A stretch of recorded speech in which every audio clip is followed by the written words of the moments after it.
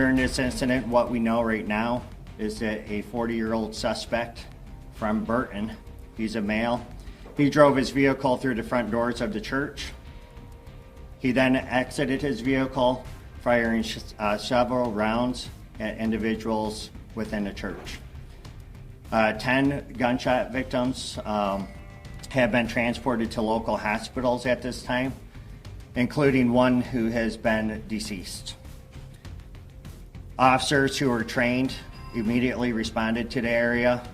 One was a DNR officer, and then one was a Grand Blanc Township officer, where they met the suspect and they engaged in gunfire with that particular individual, neutralizing that suspect, and that suspect is no longer with us. As I said, it is a 40-year-old male from Burton.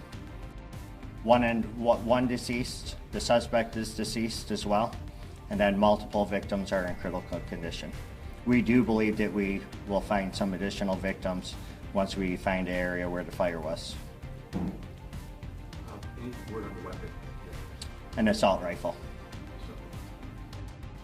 During all this incident as well, there was a fire that occurred, and we believe that was deliberately set by the suspect. We do believe that we will find additional victims once we have that scene secure. That fire was just extinguished by the Grand Blanc Township Fire Department within the past hour. We're going to do search warrants on the suspect's residence. We're going to find out if there was a motive. We're going to go through cell phone records, things like that.